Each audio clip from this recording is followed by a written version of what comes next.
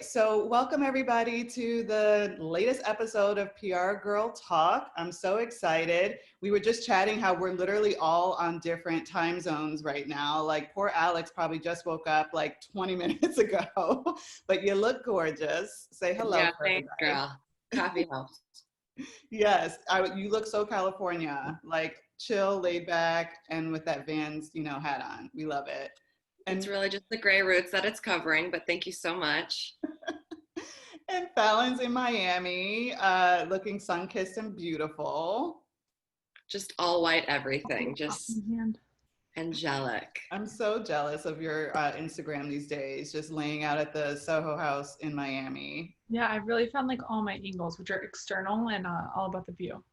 So that no one needs to see the laptop on the lap. But I was taking some time to relax. It's been nice.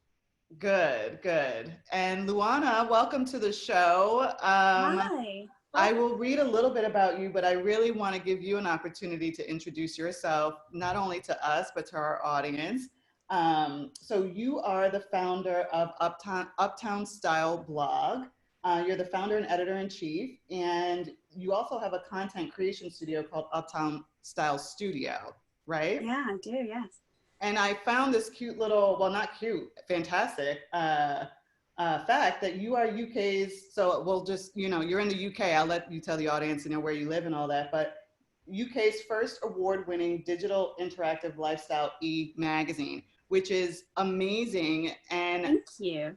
honestly, when I first saw your e-magazine, I was immediately drawn to it because it really is laid out and you do so much cross media that I've never seen in an e-magazine before, where there's movement, there's sound, there's all these things happening besides just like click here, page turn, click here, page turn. And I thought that that was so innovative and fantastic. And what a great conversation we could have with Publicists and a media outlet and talk about that relationship for our audience. So Yes. anyway, welcome to the show. Tell Thank the you for audience a having me. little bit about yourself. Sure. So, like you said, I'm the co-founder of Uptown Style. It's sort of like it has a three-part to the brand. Obviously, we do the blog. I started out as an influencer initially about 7 years ago, and then I kind of worked my way up into sort of the PR world and a little bit more about social media. I worked in social media. I worked with influencers, and then I had this idea. I said, I need to do something digital, something that, removes yourself from just being an influencer, because I wanted a business. So I thought, what better way? I like editorial. I love reading magazines, and I love, the digital world. It's what I'm good at. It's what I'm passionate about. And I sort of just brought it together, and Uptown Style magazine was born. And I thought to myself, we've got this opportunity to completely utilize everything about digital that we can possibly can. So why not put that together in a magazine? And that's what I did, yeah. And I combined video, audio, music. So it utilizes completely everything in just one publication. And sometimes it can be a lot for some, and sometimes it can be like, wow, it's all coming together perfectly. And the first issue was a success with both different brands and completely different, campaigns that we wanted to put together. It just brought a whole level of a different PR tactic to the way that we would personally work with brands. And on top of that, issue 2 is launching Monday, which is completely exciting. And it's way different as well. So it's obviously the same elements as the first one, but now because we've had more time to play around with those things and technology is improving on a daily basis, we're able to offer a little bit more to both our readers and also the companies and brands that we are collaborating with and partnering with. Yeah. And so you're based in London. Are you from London? Originally, actually, I'm Romanian, but I grew up in Atlanta, Georgia.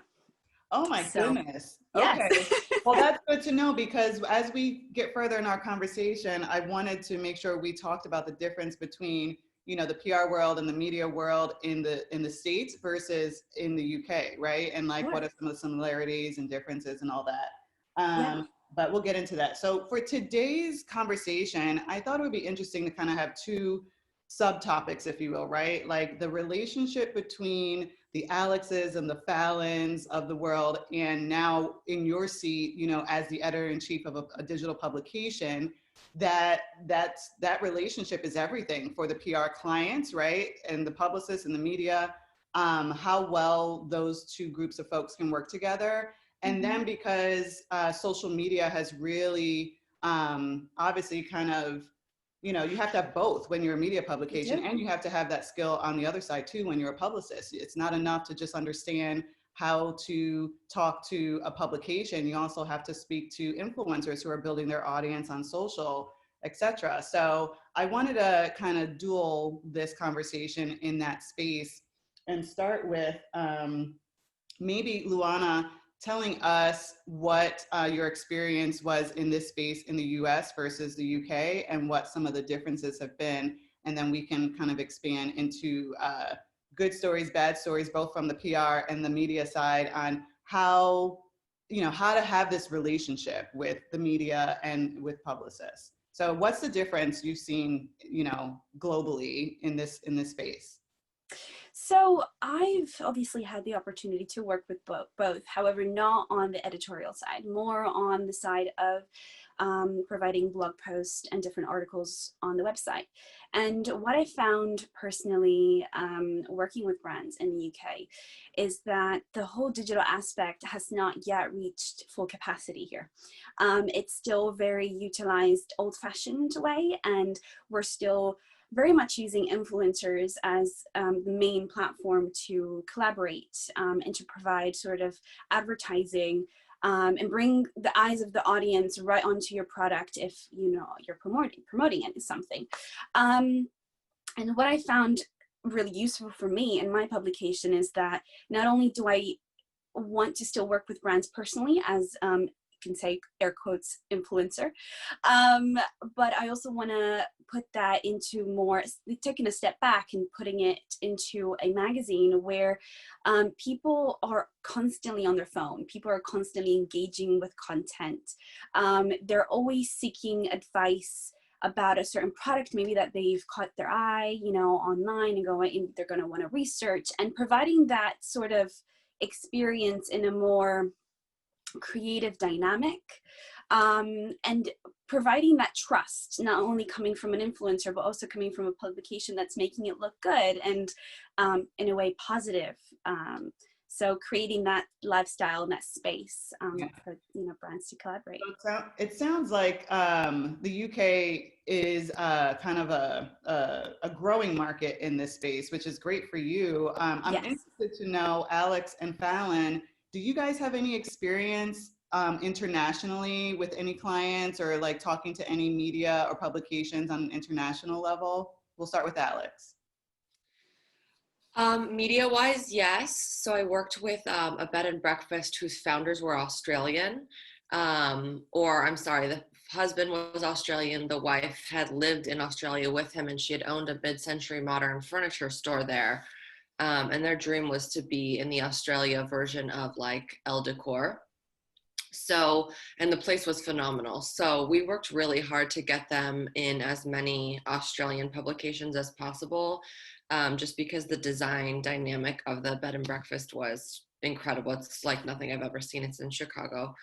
And it's where we had our launch, our brunch. Where we had our PRGirl brunch? Yeah, publishing house. So that we worked a lot with international journalists. If they were in town, then we would invite them to come. Flying them out was probably a little bit out of the budget. We had some really great success. So we utilized the fact that the owners were from there. His wife had a mid-century modern store there, which meant she was collecting artifacts, which meant there were Australian artifacts in the space. And that was really successful, but not as far as influencers. I don't believe I have, but I don't have as much experience in that space as I think maybe Fallon does. Yeah. And so it sounds like you use some of the same, you know, tools that you would use for an American-based campaign, just finding all those connectivity points between the client, the product, and the local publication in that case, so that they could, you know, tie it all together and be excited about promoting the bed and breakfast. Yeah, but there was even a more of a like connection than maybe just saying like, hey, New York Times, you should totally write about this amazing bed and breakfast in Chicago. Like, it's not that exciting to them sometimes, but to say like, these people came over from your country, started this amazing thing that's been a huge hit. Let's give them some love. It was like a different way to approach it because there was a little bit more feeling behind the people connected to the country that bred them, that created this, so there was an advantage in a way. Yeah, totally. What about you, Fallon? What international experience or stories can you share? Yeah, my international experience is a little different in that it's not as editorial and was a little more like product placement based. So thinking fashion brands or products placed in fashion editorials, on some influencers. So for me, like one of the biggest hurdles, honestly, was just translating currencies. But other than that, like pretty similar tactics. Actually, I just launched an Australian brand called Charlie Holiday. We did a pop-up wearing one of their shirts in Chicago 2 weeks ago. So that was really interesting to pull the client into a Chicago market versus my past experience, which has been launching brands and products through external international outlets like the Harper's Bazaar International and the Vogue International. I've had a lot of placements in those shoots, and the experience there, in my opinion, it's actually been a little bit easier of like a framework and workflow for me in doing those international Vogue and Harper's versus the American ones. It seems to be like maybe a little less competitive, or the line of communication is a little easier because there's less people pulling the shoots together. I know that there's definitely lower budgets in like the Hearst and Condé Nast international location. So oftentimes like all you need is one relationship, but you shoot the content. That editorial is not only featured in Vogue Mexico, but you see it in Spain and you see it in Australia, and it's pulled through. So I think it's definitely a unique experience, but mine has honestly been like nothing but positive, and I've loved it, and always yearning for more. Yeah, I love that. I mean, if there aren't brands and just everyone in our space isn't already thinking that, there's no reason why we should all be thinking international in the first place, right? Like the only thing separating us is the ability to connect digitally, right? Where if your client, in Alex and Fallon's case, is able to sell and ship, product online, then why not, create international communication or conversation, right? For the brand. Luana, are you in the process of, at least, well, for the second edition, can you talk a little bit about the process of communicating with brands through their publicists or whoever their contact is, and maybe an example of that contact or publicist getting it super right, or an example of them getting it super wrong, right? Because Alex and Fallon just described two different approaches from an international perspective, and it worked out for them. But being on the other side of that conversation, what have you seen, and how are people getting it right and how are people getting it wrong? Sure. So in my experience, especially for the second issue, I wanted things to be a bit more natural. Of course, flicking through Vogue and Marie Claire and Glamour, they're always just so there. They know they're going to sell stuff. That their product placement is there for a reason. But when I communicate with different publicists and try to find ways that we can sort of advertise their clients' products, I try to create a story, and I always sell it to them in that way.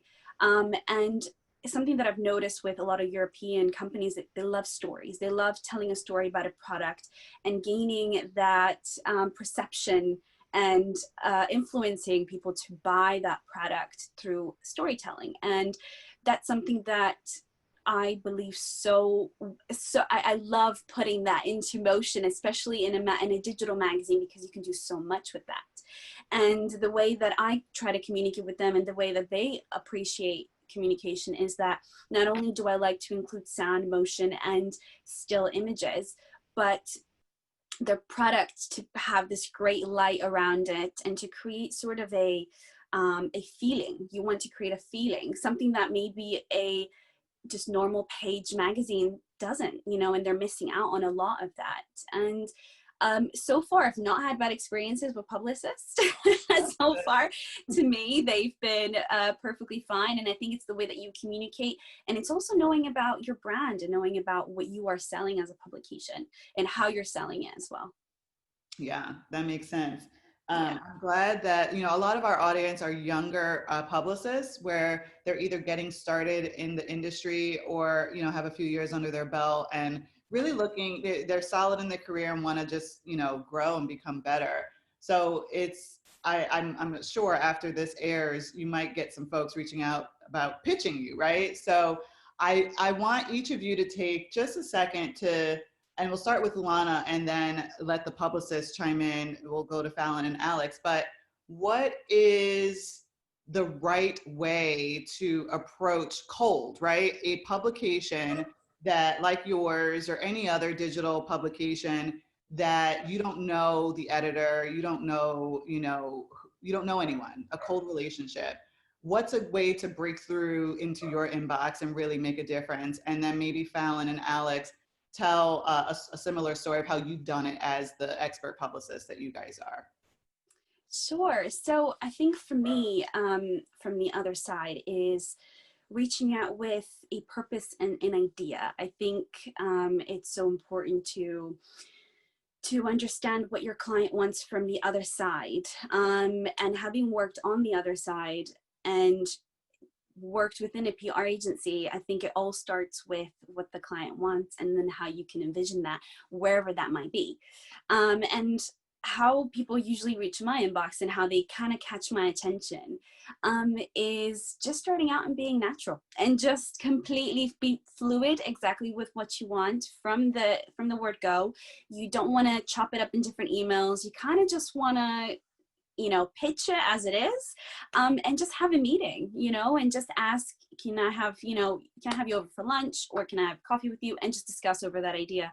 And from there, it just becomes a relationship. And that's what you want. You want to have a relationship not only with the brands that you put within, you know, the publication, but also the actual PR and just the whole team in itself. Because once you set yourself a goal of working with the brand, it's not overnight. It's a relationship, and you have to work at it, and you have to get along, and you have to have that good feeling in you to create good content. And sort of that's how I kind of apply, you know, how I like to work with different PRs. Yeah. Fallon, how do you approach cold, you know, relationship building really is what? Yeah, I think to Luana's point, purpose is the most important thing. I've been like an early proponent of like Instagram DMs, which I've just more so recently seen a trend in editors' Instagram profiles saying like no DMs, email only. So they're catching on my secret. However, I think that whatever line of communication you choose, whether it be DM or email or a personal email, LinkedIn, like that first sentence and that first, you know, piece of purpose, I love that word, is like critical, and make it personal. Like at the end of the day, we are all people who have to put our pants on one leg after another. We have a lot more similarities. There shouldn't be this harsh, you know, nervousness about the approach.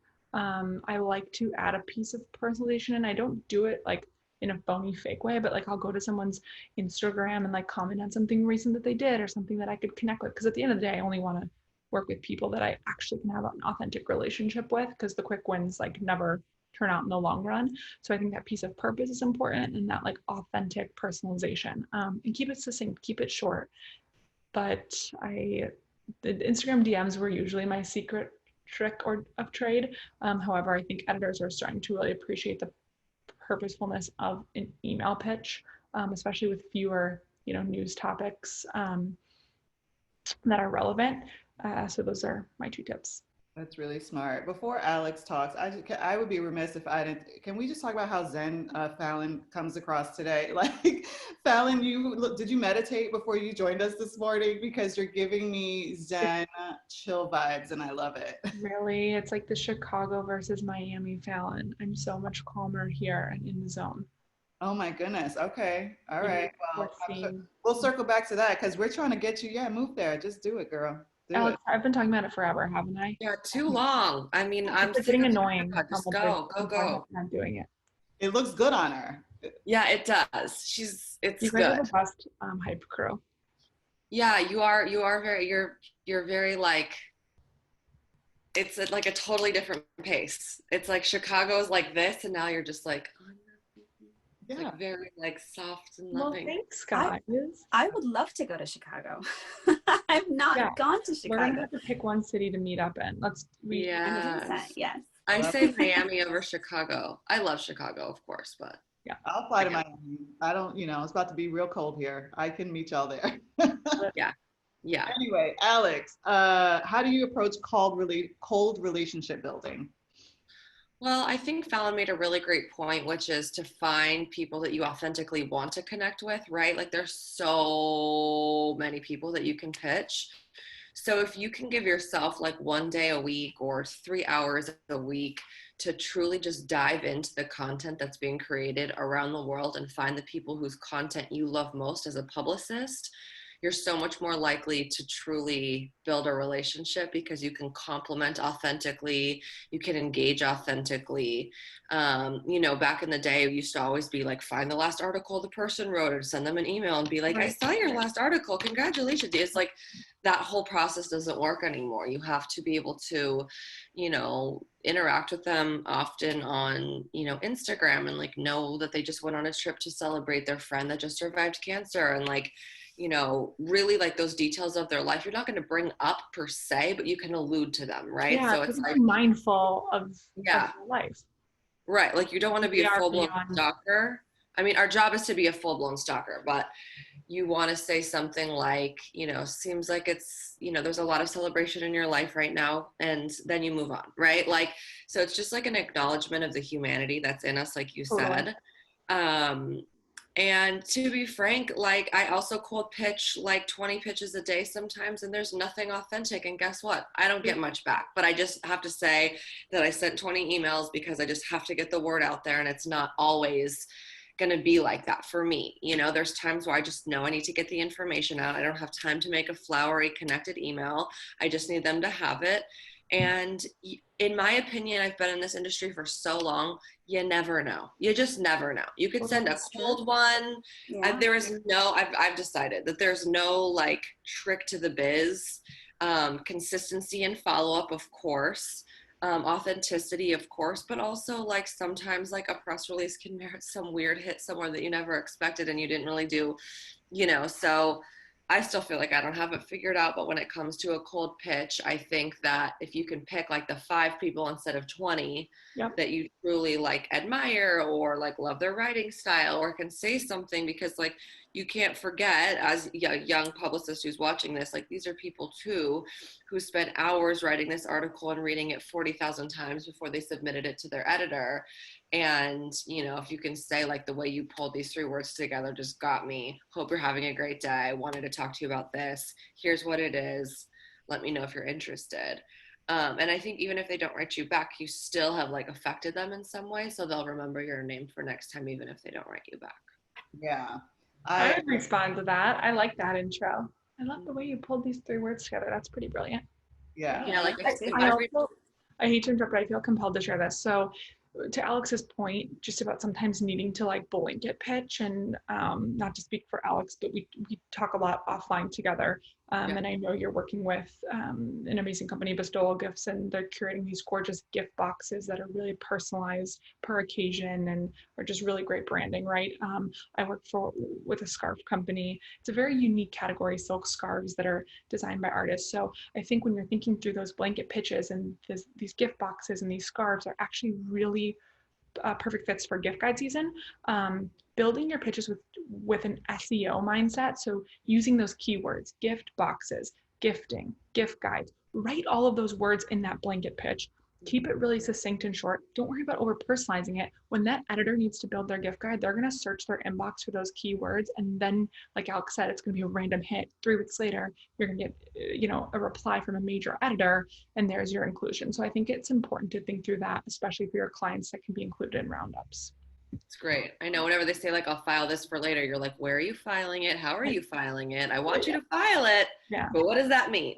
Yeah, and I've done that before. I've done that before. Yes, especially on the website. When you know that you don't have any more content that like quarter, you're thinking, okay, what's next? What other companies and brands and different people I can work with? And that's exactly it. Because you have to file it somewhere in your inbox. So What's it's your in file? there. It's just, I'll get to it later. How do you file it so that we can know Can you how screen share and we'll just record? I can screen. I usually file it based on PR, brand, and then I cut it down to, is it beauty, fashion, lifestyle? And then I've got sort of like I've got 100 PRs, just like a list of them. And then whenever there's emails from them, I just put them in that little folder, and it's all organized. So if I ever need it, I just, type it in and be like, okay. That's awesome. And email SEO was the ring-a-ding of the whole thing. I was like, oh yes. The more, filing and organized you can keep your inbox, I mean, that's where we all win. Like, and we, the 4 or 5 of us, we know how to do that. Efficiency is like my best employee. Who is? Efficiency, when she shows up to work. When she after a good cup of coffee. I love that. And as a non-publicist and, as a client, right? Like I'm a client. And so I have a publicist, I hang out with publicists, I create content. I would say it's really important that the clients understand that PR and all the pitching we're talking about, all the relationship building we're talking about is a long-term process. Like you can't expect, and this is, I think good publicists really do a good job explaining this to their clients, right? Where you don't just, start working with a publicist and all of a sudden you're picked up in all these publications and all these people care about you. You have 1 million social media followers. It doesn't happen that way. It's an investment of time and thought and energy. And, not every press hit is going to be a spectacular increase of my brand, but you really, to Alex's point, you never know when that one is just going to be like, wow, all of a sudden. And then that's when everyone's like, oh, overnight sensation. It's like, no, we've been doing this a long time, but now hard work hit, made it so that a lot of people cared and shared. And that's what we're all after, right? A lot of people caring and a lot of people sharing. And then from there, we ride the wave. So anyway, I want to transition to social media because Luana, you're an influencer as well as, a media publication editor-in-chief. So those two spaces right now are, I would imagine, where publicists are spending the majority of their time pitching digital publications and influencers. So on the social media side, what is everyone's thought on, is social media eventually going to take over the digital media publication landscape? And I ask it that way from a consumer perspective, where even the huge publications I follow on Instagram, like a Cosmo or, that level of, even Vogue, where they'll post their stuff on Instagram. I'll get a beautiful video or a beautiful image and a caption, and maybe I'll click the link to see a little bit more. But I'm definitely not clicking through to an article to read like a whole article anymore, because who has time for that? I feel like I got enough of the story from Instagram. I don't know how I feel about it as a marketer, because it kind of reduces the touch points we can have with the actual customer. So does that mean we have to, as marketers and as publicists, like adjust? Is social media taking over the digital media landscape? We'll start with Luana and then Alex and Fallon, and let me know what you guys think. Sure. I think they work hand in hand. I think for where we are now, especially with what's happening in the world, people aren't really going out to buy magazines. People are more likely to rely on social media. But also, I think social media is for a publication like myself, it's a hook, right? So you kind of use it in your advantage to hook the reader, to hook people who want to buy those products, and both from an influencer point of view and also publication. Influencers are sort of the funnel into the actual article that you want to read, or you know, their face and their following growth, you know, pushes that reader towards the direction where you want them to go. So I think things like this work hand in hand, but at the same time, for me, in studying how social media is evolving and how it's evolved in the last 10 years, people's mindsets are changing. People's mindsets about interacting with different content and interacting with different social media platforms. But also at the same time, you have to consider that there's a huge chunk of people, regardless of, you know, millennials taking over and Gen Z taking over, there's still a people who like the old school way of doing things, reading a page, accessing a full article, sitting there with a cup of tea and really reading things. So I think it's about channeling and being able to include everybody and think about not only, you know, female content, but also male content and how they interact with social media and publications. And it's sort of doing a check as a digital brand, always doing a 6 months check and really understanding how your readers are interacting with your content. Because I think that's where you're going to learn a lot about how you're, one, pitching to brands, what you're pitching to brands, how you speak to your publicists, and what kind of content we can produce.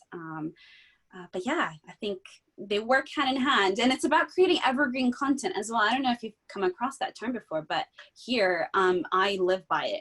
Evergreen content. Can you just explain what that? I saw that phrase maybe for the first time a couple days ago, honestly, and I haven't even had a chance to look into it. So what does that mean?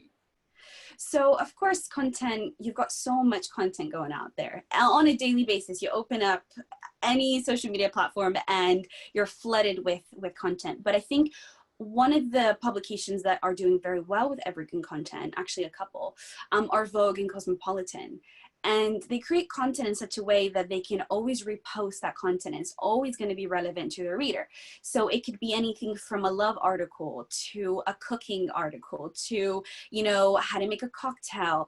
And you know that's always going to be there. You know that if you work with a brand that has roots, that brand is going to be around for a long time. So anything that you do write about and the way that you advertise that brand, you want it to be evergreen, so that maybe 5 years down the line, when your publication is sort of, maybe the older issues have, you know, lost their touch a little bit, you can bring that article back to life by reposting on social media.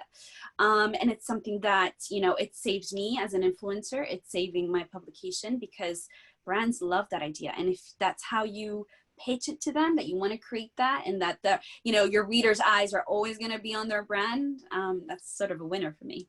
Okay, wait, I have a question. So, because I always pitched evergreen content thinking it meant like, oh, sorry, this doesn't have like a hard news angle to it.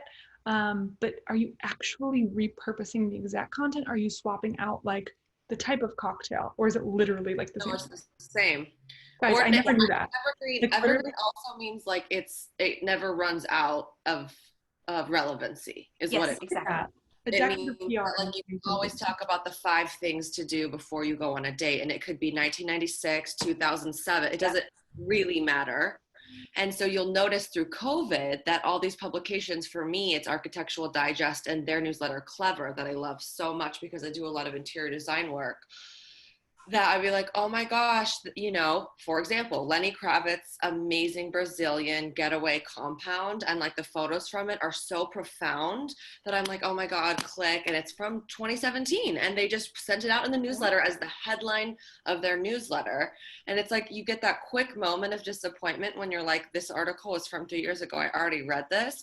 But then you're quickly taken away by the photos where, like, Lenny Kravitz's Brazilian compound is never going to be like, God, that's so 1995. It's always amazing. And so that's an evergreen content, is also something that like never loses relevancy. Like the perfect diamond earring, that article will never, ever, you know, it's not like, well, that's not a winter diamond earring. I'm looking for a summer diamond earring, you know? Yep. And I think from my perspective as well, it's something that I've done on both the website, which from the blog to the website, and also the magazine, is removing dates. You don't have to put dates on I things. agree. You know, I agree. It's so off-putting, but the truth is like, you know, for example, with the beauty company that we've started, it's like, you know, the 5 highlighters that are best, like that's never going to really change. I mean, sure, new ones will come out, but I totally agree with you, because there's something off-putting to me when I get to, you know, this new New York loft that you have to see with its minimalist blah blah blah, and it's like, even from 2019, there's something about me inside that goes, oh, they repurposed this. And so I totally agree with you. It should be taken off, because you never know, and that drives the content. Yeah, those are great tips, guys. I think, yeah, one of the thoughts I had about media, like, you know, digital media platforms versus social media, was I'm surprised that there hasn't been more outlets that just create a space on Instagram and have that actually be their platform, right? Where there's no additional click through for the audience to have to make. And they're utilizing a platform like Instagram as if it's their, you know, platform. I thought maybe a few years ago, 3-5 years ago, that was going to be kind of where we would be today. I have thoughts on that. What? I think it's because, I'm going to just be a feminist here. Old white men run the magazines. They thought that print was never going to die, so they did not invest in the digital opportunities that they should have, because they held on so tight. Print will not die, print will not die, we're not going to go there. And they should have been doing it the whole time. And as you can see from, and I'm not going to drop names, I'm just going to say, from a particular regional publication that we're all familiar with, that's in many cities, their website, it's taken them like, you know, it took them 2 full years to reboot the website to be like movable and like actually you can like actually function on their website. I mean, this is like a profound publication that had an awful, completely lacked user friendliness, that just redid it recently. And their socials like so, you know, and the truth is it's because it took them so long to, in my opinion, to jump on board, because the old white men that had the money, that were making the decisions, decided to not trust the younger, probably women that were working there, that wanted to say like, this is the next thing that's happening, we have to push this through. And so I think what happened is you see the rise of incredible platforms that are solely on social, that aren't in print, that are still on the rise from the youth that don't even know what print is. I mean, they only live on that. And that, I think, and they never knew how to like convert either. I feel like a lot of the magazines were truly still thinking about making money through ads, like actual advertisements, and not thinking about the ways that you could do product placement and partnerships and other things through social. So that's just my 2 cents. Yeah, no, that makes sense. And this reminds me of Elaine Welteroth's book. I forget the title now, I'll just plug it in like during editing. But she tells a great story about her her journey as a professional at Condé Nast, and just actually in the magazine industry as a whole, and how she lived through that journey of, you know, print being obviously the number one, you know, method in getting the content out to the audience. But as the modern woman, you know, grew up and got more technology, how it took a long time to get to a digital place. And even when the proof was in the pudding, it was still a very, very hard push. And she was the editor-in-chief of Teen Vogue. Yeah. Like, and that even was a very hard, so that's actually a really great read for anyone in our industry, and just women in general, around like, you know, taking control and power over your professional life and like negotiating and all of that. I love the book, but it's the power structure, you know, it's the power structure of the publication that can say yes and no. You know, there's one editor in chief, but when there's content creators, you're risking losing, you know, something in the content, because you're now doling it out to not just the editor in chief. Right. So we'll wrap up social media with TikTok because that is the thing that's taken over everyone's world, not just personally, but brands need to understand it, publicists need to understand it. So let's give like a rapid fire round of these kind of 2 or 3 things. How's the best way to utilize TikTok as the person that you are, Luana, as an influencer, as a publisher, Fallon, Alex, as marketing professionals, and publicists? Luana, we'll start with you. How do we use TikTok? Oh gosh, so being on TikTok a lot. A lot is taking over sort of like my 5-minute breaks here and there. I'm like, ooh, TikTok. What I've noticed is a lot of startups, and the way that startups are gaining their customer basis is by telling their story and not even advertising their products, not even talking about their products, but actually talking about the making of the brand and how they got started, and sort of creating an inspiration almost for the viewer and going, actually, if they can do it, I can do it too. So let's check out that brand, or let's support that person. They've just started out. And I've thought long and hard of how I can utilize TikTok for Uptown Style, but I think it's just not our corner. It's not for us just yet, because there is still a lot of dancing and there's still a lot of random things that don't have nothing to do with for what we're trying to talk about in the publication. But you never know, things can change around, like it did for Instagram, like it did for Facebook and Twitter. So it'll find its little corner at some point. That's part of that's strategy bullet point number 1, understanding that not all social media platforms might be right for you. I mean, that's completely accurate. Fallon, how have you utilized TikTok, if at all yet? Personally, very little. I think that my biggest takeaway is you're either good at it or you're bad at it. In order to be successful at this TikTok, you need to be really, really clever at content creation. You have a finite amount of time. And a lot of people trying to use it. So what's going to draw attention? The success that I've seen on TikTok has been viral, like any new landscape of a social media platform. Everyone's very new, everyone's very uncertain, everyone's very confused, and there's a lot of opportunity. It's a great place to be. So I say your best bet, and the reason I haven't done a lot, the people who are really good at it are really good at it. And because it's new, it's a little bit like less of an investment to get these experts involved. If you're a brand, go out, find some awesome TikTokers, local. They may have thousands, tens of thousands of followers on TikTok already, and like a 2,000 platform Instagram, not super well known, but for whatever reason they found this niche. Grab them and contract them to create your content for you. Like outsource it.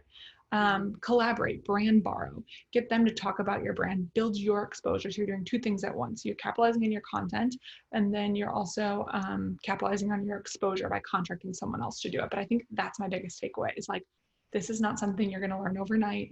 Let the younger generation perfect it, but use them as a resource and a great way to like collaborate with content creators. That's really smart. Alex, what have you done? I just grabbed my cane because I'm old and I don't care about this shit. Listen, to me, I'm old school as hell. I come from a father who owned a PR firm. I would read the newspaper every day if it came to my house. I love turning the pages. I love smelling the paper. So, I mean, I collect magazines. So to me, it's like, I wanted to say this earlier. It's so sad that we've gone from like reading these just articles in like Vogue or Vanity Fair or the New York Times that were like just so profoundly written to like somebody pointing to a different thing and like gaining a story from it. It's like we've become, in my opinion, like, and I'm probably going to regret this. I don't regret anything. I think we're just becoming dumber. It's just like dumb. It used to be like Facebook, which was like writing and a link to a story, to like just a picture and some copy, to like just a story. And now it's like we're just moving our fingers and pointing to like this much copy. I don't know. It's not for me. I totally get it. I need to keep up with it to be relevant. And I have a son, so I have to know. But like, it just scares me. It's just like dumber and dumber. Yeah. I No, I think get it. to add to that, I think it's more of people are losing patience because there's Yeah. so much content out there that I think you can't spend more than 30 seconds looking at something. And if you do, you're thinking, oh my God, when is it going to end now? I've got things to do, or I've got other content to look at, or other content to see. So I think people are losing that patience of actually sitting down and opening Vanity Fair and saying, okay, that article is going to take me 10 minutes to read, and I'm gonna, read it in a couple of hours, or split my time and do something else while I read, that article. But yeah, that's what I'm trying to establish within this publication as well, is that I don't want to become a publication where people just don't read. Yeah. I want to make sure that whatever content I provide is not only visually stimulating for them, but stimulating enough that they say, actually, I want to just scroll down and read more, because it's leaving me it doesn't make sense completely. I'm gonna read it anyway because I like the look of it. It's all psychology. I think it's just become such a mind game, social media and content, and how you interact with it. Yeah. Yeah, hopefully, like all of the trends, what's old becomes new again. I'm with Alex, where I would much rather live a hybrid of this like modern life and a little bit old school and blend it all together. And I think that that's like the most perfect way to be, because I'm just obsessed with balance in general, right? So like going all the way to TikTok, and like, my kids, like my two daughters have a TikTok because I made it for them. I mean, they're 7 and 5, but they're like crazy young kids in this world that they just know YouTube. They don't even know like channels. They call CBS an app. Like they don't know. They're like, what, press this, do this. And so I see it and Henry, Alex will be there soon, right? Like he's probably getting there, but you start to see these new behaviors in your children as content consumers that did not exist. You were a child, and it's a little bit freaky, but you just go, I mean, prepare for it either, like our parents couldn't prepare for whatever this is. It's like, for some reason I thought like our generation figured it out and then we'd be done. I'm like, I have to learn new things. Like, I haven't thought at all.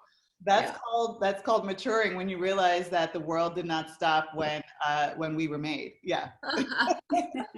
Well, I want to wrap up with giving all three of you guys an opportunity to just tell us and the audience what you're excited about coming up in life, or work, or just anything. And then we'll say goodbye.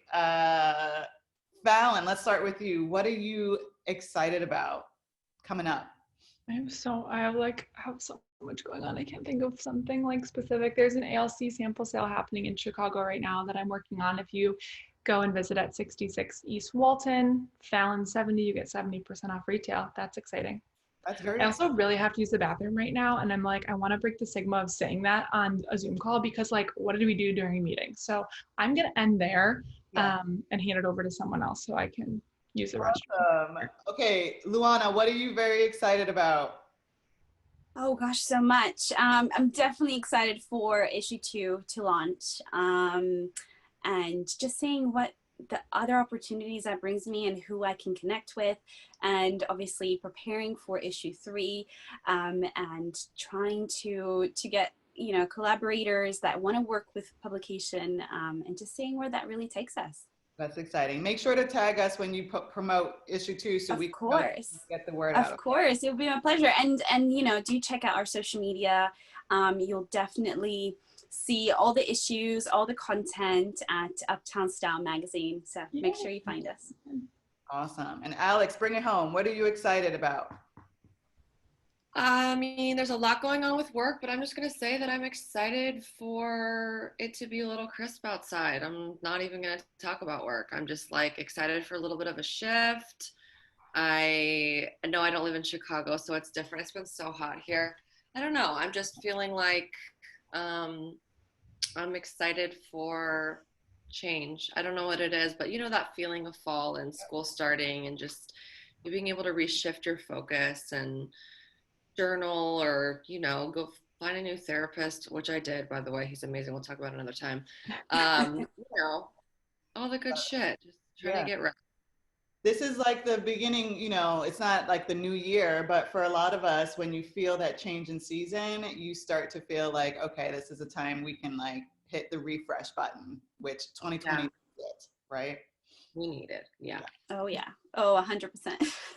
Well, I want to thank you guys. You guys all dropped some real good nuggets today. Like I learned a lot. So I know that I learned some new things too. So thank you guys. yeah, I'm sure Thank our you. audience. Evergreen, new definition. Yeah, evergreen. Yes. Like Keep that in mind. It's the next term. I love it. Well, thank you guys so much. And I look forward to getting to know you even more, Luana, and welcome to the PRGirl family. Thank you. We'll see you guys all next time. Sounds Yes. good. Nice to meet you, Luana, Luana. Bye, Bye. Farissa. Nice to